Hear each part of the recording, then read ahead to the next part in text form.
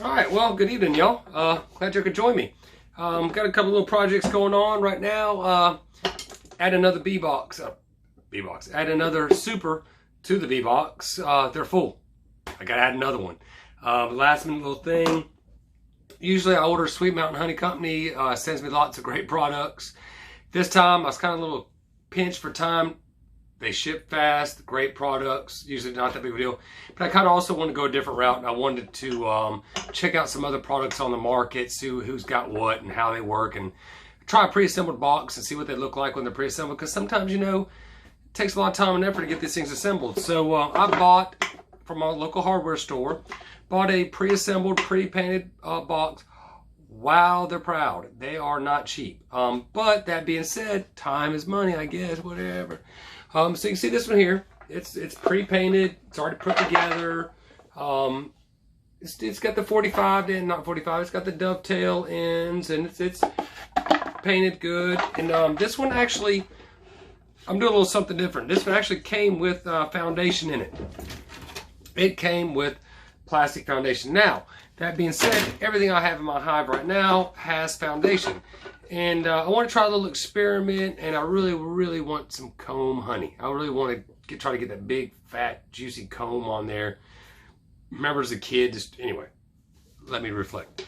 So, went to my local hardware store. I bought this box, pre-assembled, pre-painted, had the foundation in it. I want to go foundationless. That means there's no foundation for them to build off of. They build their own foundation. So I went online, did a little bit of research, and did my own research, and so I took all the foundation out of these. And when I did mine originally, if you go back and look at my videos, I bought, when I got them or received them from Sweet Mountain Honey Company, they were in a box, and I assembled them myself. So I watched a couple of the gurus online. Fat Man, Dawn, Bee Guy, watched a lot of videos on how to assemble them correctly, and picked up a lot of good tips and a couple of things I really like and took to heart, and really makes a lot of sense. So we're gonna go right into it real quick. I'll show you how I put these together, foundationless. Happy with it. I'm gonna show you end result real quick. What we're working for when I say foundation, this is what we're going for. We're going with, see, it's fishing line. That's all it is. It's 12, 14 pound, 10 pound. I wouldn't recommend nothing really much less than that. Gives them something to work with a little bit. And you'll see here, I'll show you the difference between theirs, store sent to me, and what I did to gussy them up a little bit, add a little something to them. If you have to watch my other videos, I am a firm believer in using the air tools. This is 1/4 inch width staples by 1 inch long staples. Back this compressor down. This is seriously important. I backed mine down to 80 psi. Doesn't blister the wood, doesn't just blow it up when I try to put these in there. So if you'll see, when I show you one of the ones I've already done for your speed and comfort, when they come from the hardware store of my choice, they come with one staple right at the top. Now if you look underneath right here, no staple. I always put a staple underneath here. The thing is you're prying these things up out of that. Pry. You're prying straight up. You're going to pull these staples out every time. These things are loaded down. So the big difference, put you a staple in this side. Again, like Dawn, I do not glue, or other people, I do not glue mine. I don't want extra formaldehyde. I don't want extra chemicals in my hive. I just don't want to fool it. Plus, something were to break, I want to replace one of these end pieces, glued together, can't. Trash, it's all gone. Where if you just staple these, pull them apart. So I do a couple of things to add a little bit of structural integrity to these. So first thing I do, I'll put this down, that one right there, is I take standard frame that I sent, already took the foundation out like I said. They got a staple in there, staple in there, they have a staple in there, yeah, staple in there, staple in there. I add a staple long ways through here on both sides, and like I said, that really key one, I put one underneath here. Game changer, changes the whole thing in the world. Some of these frames are actually already come pre-drilled with a couple of holes on both sides to run line if you like. These from the hardware store that I picked these up from do not. So real quick, we're fixing to knock one out. I'm gonna show you how I do it. So trusty dusty stapler right here. Like I said, I'm going to put one in. Watch where it goes in, but I'm going to go right here. Make sure your fingers are in the way when you do this, because nothing like catching a good staple to the whole finger. So, see? Look where that staple went in. Now it is going through that side. So I spin around, pop one on the other side. Again, make sure your fingers are in the way. Make sure you catch a staple to the finger. It feels great. You can see, bop, bop, it's in there. Very well done. So, all right, and then I'm going to come to the side and do one.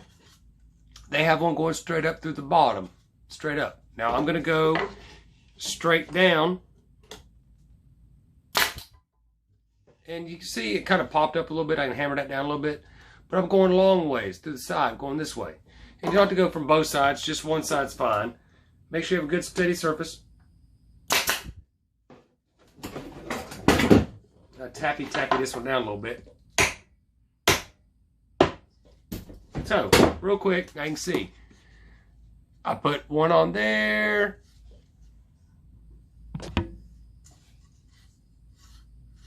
On the side there, and I've got those very important ones there. Now, I'm going to put 2 drill holes. One here, one here, one here, one here.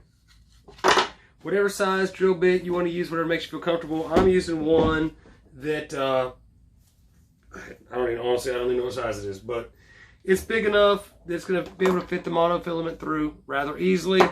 Not give me a lot of headache. There's no measurement, no scientific calculator you need. But just pop your 2 holes dead center on. Bam. And bam. Now, rinse and repeat. Bam. Bam. Alright, so I have now reinforced this frame. I've drilled my 2 holes on each side. Now, next thing we're going to do is we are going to take a little 1-inch ring nail, a little 1-inch. Use what you want to. Now I do, honestly, on my frame, we're going to only put 1 nail on one side. I'm going to show you in a minute why that's important. So I'm going to put it about, you always want to do it about the halfway, right in here. So I'm going to go halfway, right there, bap, bap, bap, and we're going to hammer that nail in right there, like that. What I like to do is, according to your drill bit size too, but I like to go and start with a little pilot hole to get everything started. Nothing crazy, not going all the way down the whole length of the nail or anything like that, but just start with a little pilot hole. Just enough for this little nail to go in like that. See? Bop. Alright, now what I'm going to do now is I'm going to beat the mess out of that fly. Take a sip of adult beverage. I'm not endorsed by a product. So, Budweiser, if you hear me, come on, rock me. I need some endorsement. Alright, so now that's been did pre-hole, it's sticking up. Now I'm gonna hammer this down. Now I'm gonna leave it sticking up just a wee bit, and I'll show you in a minute, but I'm gonna like butter. So you can see I've left it sticking up a wee bit here. Now, here's where the magic happens. Make sure you have some side cutters or toenail clippers work fantastic. Blue toe lives matter. Don't hate the game, hate the player. Alright, so monofilament, like I said, 12, 14 pound, whatever I've got there, you can tell that's 20 pound or something. It's what I got cheap. $8.99 doesn't sound cheap. I don't think I paid that for. Anyway, so the trick is now we have nail inside. We want both terminating pieces of mono fishing line to be on the nail side. So we're going to start fishing this through. After a while, you can learn to cut yourself a length you want. I leave mine on the spool and just kind of do it at the end. So you're going to start on the nail end side, top, bottom, whatever makes you happy. Some people cross theirs up, do an X pattern. Don't find it that necessary. Haven't yet. So going here, going across to here, going out. And then now we're going to go back through over here. Bam. And back through this side. Now, when this is said and done, For all you people that love to tie knots or know about knots or don't know about knots, this is how I do it. Now I've got, bam, 2 pieces coming through. Now I clip it. And then make sure you give yourself plenty of working room. You'll get the hang of it, how 2, 3 inches, 5 inches, 6 inches, whatever. I just kind of go out like that. So, 2, and I always call this terminating ends. So the 2 terminating ends of my monofilament are on the same side as my, backwards, as my nail. Bam! So, that being said, now all you can do, you can get into fancy knots. You can do all the different knots you want to do. I fish a lot. You can do some crazy knots. But, easy, simple. I got a million of these things to do. I tie shoelace knot, nice and tight. Put my finger there like a tiny bow. And do another overhand knot again. And once I've done that, get in the hole. Once I've done that, 2 overhand knots. Now I tie a little cinch knot. You can do this if you want to, not want to. Put some glue on it, whatever makes you feel. I don't like glue and all that. So do a binding knot. And a binding knot is basically, I just take one and wrap it around the other one a bunch. Then I'm going to push it right back through that hole. And I'm going to stitch it down so it goes right back in the hair. Right there, tie it down. Oh, good and tight. Now, got all this extra left over. We'll clip. I hate leftover ends. Clip. I hate leftover ends. Now, this is where the magic happens. We are now tied off with that knot. Booyah! We are now right next to, booyah, that nail. So now what we're going to do is we're going to take this right here and we're going to stretch it all the way up. What? Well, you can play fiddle on this thing now. Bam! Now I've pushed it over that nail head. Check that out. See how that works? Do the holes on the nail head. This thing right now,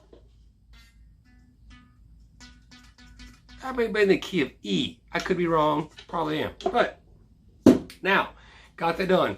Big clincher. This is worth your time to sit here and watch me make this crazy video. Now, I'm going to go ahead and hammer that down so it's flush with the rest of this. Now, here's the one. If you hammer the hog, you hammer the mess out of this nail down onto this filament, guess what's going to happen? It's going to break it. You just want to get it close to flush. You don't have to be seismographically correct, ridiculous, recalculus, or nothing. So, bam, bam, bam, and there it is. See, just close. Now I can go down and clip these ends off a little closer. I can sleep them like that. Ain't hurt nothing. So there you have it. We have a reinforced hardware store frame. I've taken the foundation out of, I think that is E, and I've put my fishing line in here. So there you go. I've got 8 more, 9 more of these to do, and then we're gonna go outside and we're gonna put this on top of the bee box and the next superposition, and hopefully they fill this thing with a bunch of comb honey. Looking really, really forward to it. Stay tuned. I hope you enjoyed this. If you like this video, if you like my other video, go check some of my old videos out. See what I was talking about. Like I said, I built the boxes from scratch in one of my videos. Check them out. Subscribe, like, tell a friend. You got to check this out. Help me out. Let's get some more product going. Let's make things happen. Thank y'all very much for watching. I'm fixing to finish this up, and then we're going outside and putting these on the bees, and hopefully not get stung.